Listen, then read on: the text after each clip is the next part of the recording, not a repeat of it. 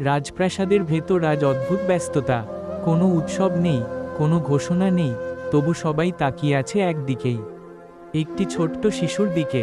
শিবস্য রাজা তখনও শিশু, তার হাঁটা ঠিকমতো হয়নি, কথা স্পষ্ট নয়, কিন্তু তার চোখ, সেই চোখ সবাইকে থামিয়ে দেয়। শিশুরা সাধারণত দৌড়ায়, চেঁচায়, খেলে, কিন্তু শিবস্য দাঁড়িয়ে থাকে, দূরে তাকিয়ে, যেন কিছু বুঝতে চাইছে। দাসীরা ফিসফিস করে বলে, ও বাকি বাচ্চাদের মতো না, ও তাকায় বড়দের মতো। কথাগুলো গুজব নয়, প্রশ্ন হয়ে উঠছে। একদিন তাকে নিয়ে যাওয়া হলো প্রাসাদের বাইরে, সাধারণ মানুষের মাঝে। রাজা চাইলেন দেখতে লোকের ভিড় এসে কেমন থাকে।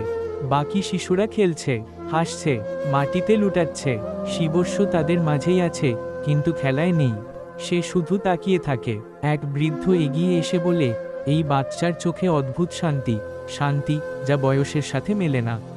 রানী দূর থেকে দেখছেন, মায়ের চোখে ভয় নেই, আছে এক নীরব প্রশ্ন, আমার সন্তান কি একা হয়ে যাবে?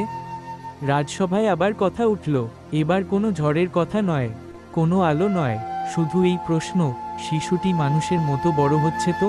রাজা স্পষ্ট করে বললেন, ও শিশু, ও যেমন বড় হওয়ার কথা তেমনই হবে। কিন্তু তার কণ্ঠেও একটু থেমে যাওয়া ছিল। দিন যায়, শিবস্য বড় হয়, কিন্তু তার ভেতরের সেই স্থিরতা বদলায় না। লোকেরা এখন আর ভয় পায় না, তারা অবাক হয়। ভয় বদলে গেছে কৌতূহলে। একদিন এক শিশু জিজ্ঞেস করল, তুমি খেলো না কেন? শিবস্য তাকালো, উত্তর দিল না। সে উত্তর দেয়নি, কিন্তু সেই তাকানোতেই অনেক কিছু ছিল।